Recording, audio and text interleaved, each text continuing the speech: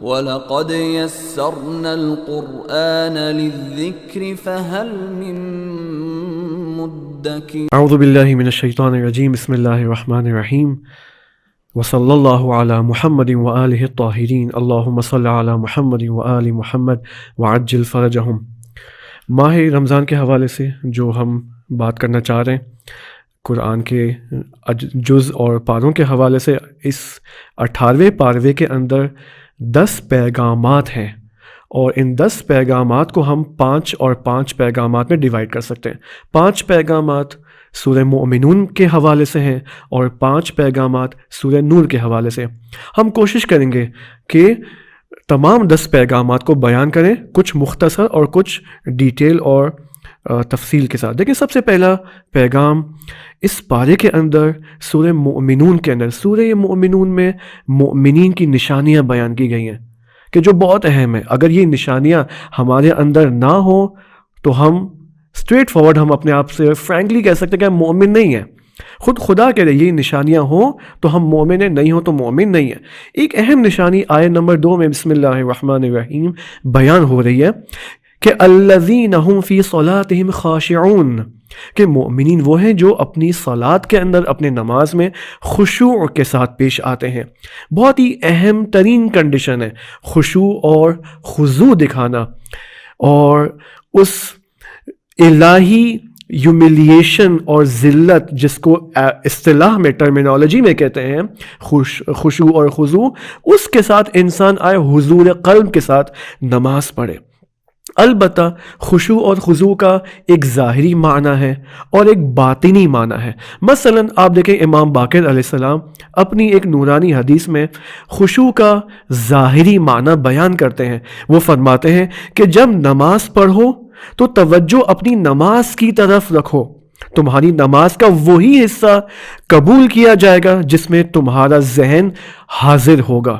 Okay, مثلا اگر نماز میں صرف تشہد کے اندر کنسنٹریشن ہے تو وہی حصہ قبول کیا جائے گا۔ نماز میں فرماتے ہیں نماز میں اپنے ہاتھ، سر، چہرہ اور داڑھی سے مت کھیلو، اور اپنے نماز کے دوران اپنے بارے میں نہ سوچو۔ اوکے، تو یہ حدیث آپ دیکھیں امام صادق علیہ السلام خضوع کا ظاہری معنی کہ انسان پہلے بدن کے لحاظ سے، جسمانی لحاظ سے اپنے آپ کو سیٹ رکھے اور کنسنٹریشن لیول کو اپنے ہائیسٹ لیول تک لے جائے۔ یہ خضوع کا ظاہری معنی ہے۔ البتہ خضوع کا باطنی معنی حضور قلب ہے، دل و دماغ سے اس ہستی کے سامنے حاضر ہونا جو ہمارا خالق ہے، جو ہماری روزی روٹی فراہم کر رہا ہے۔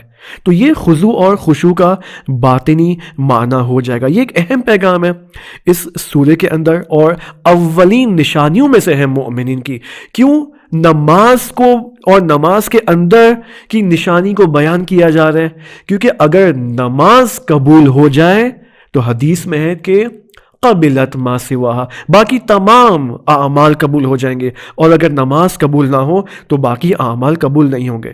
دوسرا پیغام اسی سورے کے اندر آپ دیکھیں بیہودہ کاموں سے پرہیز کرنا، لہو و لعب سے پرہیز کرنا۔ والذین هم عن اللغو معرضون، مومنین وہ ہیں جو بیہودہ کاموں سے اپنے آپ کو پرہیز، تقوی اختیار کرتے ہیں۔ یعنی ٹائم پاس کرنا مومنین کی ڈکشنری میں نہیں ہے۔ ٹائم ضائع کرنا، مثلا ایک بندہ موبائل کے ساتھ 1 گھنٹہ سکرولنگ کر رہا ہے واٹس ایپ پہ، انسٹاگرام کے ایکسپلور سیکشن کے اندر، یہ ٹائم پاس کرنا ہے؟ کس نے اجازت دی ہے ہمیں ٹائم پاس کرنے کی؟ اوکے، فیس بک کے اوپر مثلا ہر پوسٹ کے اوپر کمنٹ کرنا، اسمائلی لگانا، رونے کی ایموجی لگانا، کس نے اجازت دی ہمیں؟ کیا یہ ٹائم پاس میں نہیں آتا؟ کیا اس کا ہمیں سوال نہیں ہوگا؟ دیکھیں مومنین، اب دیکھیں ٹائم پاس کے مقابلے میں کیا ہے، بیہودہ کاموں کے مقابلے میں کیا ہے کہ مومن آرگنائزڈ ہونا چاہیے۔ اس کا ایک اسکیجول ہوتا ہے، ایک ایک لمحے کے لیے اس کے پاس ایک پورا اسکیجول ہے۔ کیونکہ مومنین کے بہت زیادہ کام ہے، اس کو ایک لمبا سفر طے کرنا اس دنیا کے اندر۔ 80 سال کی اگر زندگی ہے بالفرض، یا 60 سال کی اگر زندگی ہے، تو اس 60 سال کی زندگی کے اندر اس کو ابدیت اور ان لمیٹڈ سفر طے کرنا ہے۔ تو اگر یہ بات ہے تو انسان کے پاس، ایک مومن کے پاس کہاں ٹائم ہے ٹائم پاس کرنے کے لیے. اوکے, تو یہ ایک اہم پیغام ہے مومنین کا کہ جو دوسرا پیغام ہے. تیسرا پیغام نماز کی حفاظت. والذین هم علی صلاتهم یحافظون. مومنین وہ ہیں جو اپنی نماز کی حفاظت کرتے ہیں. مومن نماز کو کیسے حفظ کرتا ہے, بچا کے رکھتا ہے؟ اقامت الصلاۃ کے ذریعے. قرآن میں ایک اور آیت میں نہیں آیا ہے وَأَقِيمُوا الصَّلَاةَ کہ تم نماز کو قائم نہیں بلکہ نماز کو اقامہ کرو. فرق ہے نماز کو قائم کرنے میں اور نماز کو اقامہ کرنے میں. اب یہاں پر بہت زیادہ تفصیلات ہیں جس کے اندر میں نہیں جانا چاہ رہا ہوں. ایک اہم نشانی اقامت الصلاۃ کی اور اس آیت کی جو یہ کہہ رہی ہے کہ نماز کو بچاؤ. ہم کیسے نماز کو بچائیں, نماز کو کیسے اقامہ کریں؟ نماز جماعت کے ذریعے, نماز جماعت میں شرکت کرنے کے ذریعے. یہ وہ طریقہ ہے کہ انسان کوشش کرے اپنی 5 وقت کی نماز جماعت کے ساتھ پڑھے. اب یہاں پر رسول اکرم صلی اللہ علیہ وآلہ وسلم اس آیت کے حوالے سے دیکھیں ہمیں کیا بہترین حدیث اور نصیحت فرماتے ہیں کہ ہمیشہ شیطان اس مومن شخص سے خائف رہتا ہے جب تک وہ اپنی 5 گانہ نماز کی حفاظت کرتا ہے. تو یہاں سے ہمیں قاعدہ مل جاتا ہے, ایک روش میتھڈالوجی مل جاتی ہے کہ اگر ہم چاہتے ہیں کہ شیطان کو اپنے آپ سے دور کریں تو کیا کریں؟ نماز کو اول وقت بجا لائیں. یہ ایک طریقہ ہے نماز کو حفظ کرنے کا.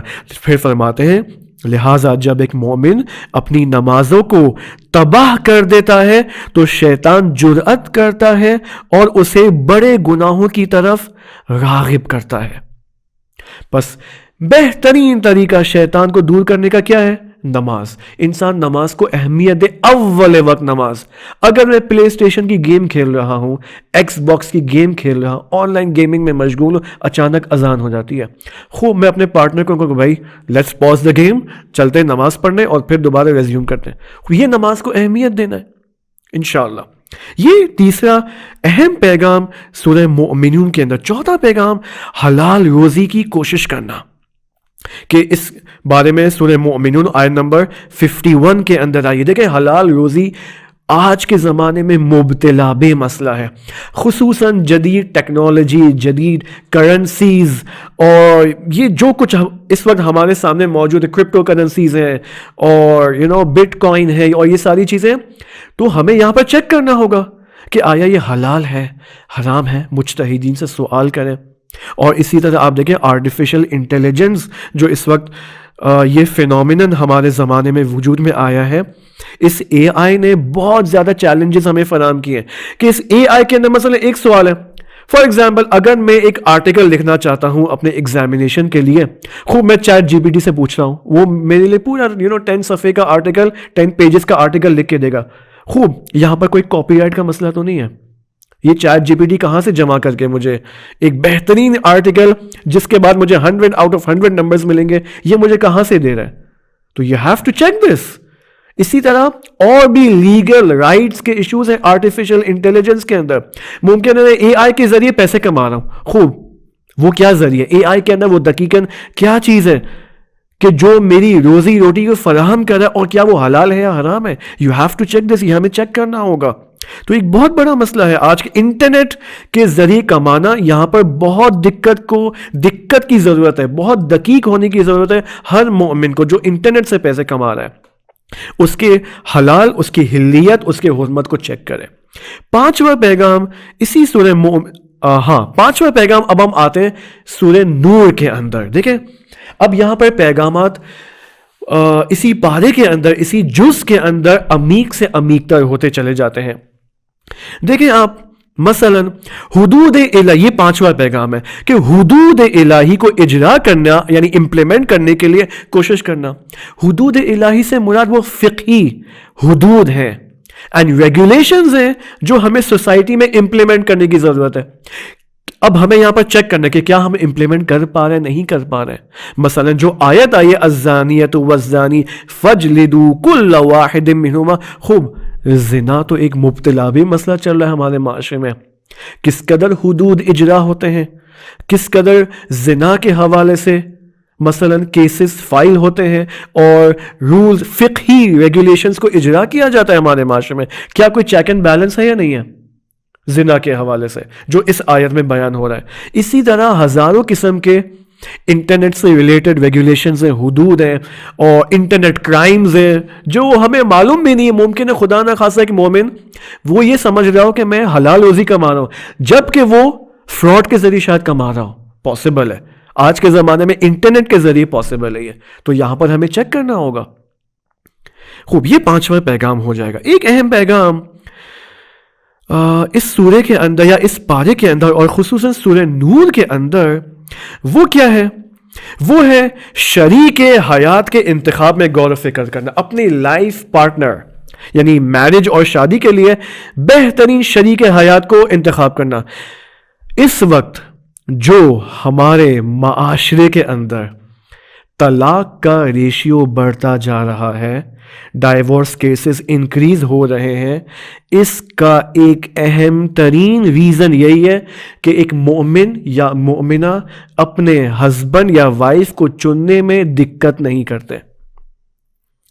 ان کے پاس کوئی کرائٹیریا نہیں ہے. ایموشنل بالی ووڈ ہالی ووڈ کے کرائٹیریاز کو لے کے آتے ہیں, احساساتی آئی لو یو کرائٹیریاز, بس اس کو دیکھ کے پہلی مرتبہ محبت ہو گئی اور ایک مہینہ 2 مہینہ ایک دوسرے کے ساتھ رومانس اور محبت اور بس اب مجھے اسی کے ساتھ شادی کرنی ہے.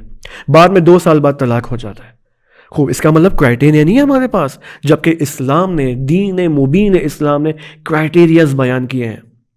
ایسے کرائٹیریاز جو اس شادی کو آسمانی بنا سکتے ہیں. اس شادی کے ذریعے ہر مومن اور ہر مومنہ الہی اینڈ اسپرچول کمالات کو حاصل کر سکتے ہیں. لہٰذا اس وجہ سے آپ دیکھیں الطیبات للطیبین والطیبون للطیبات.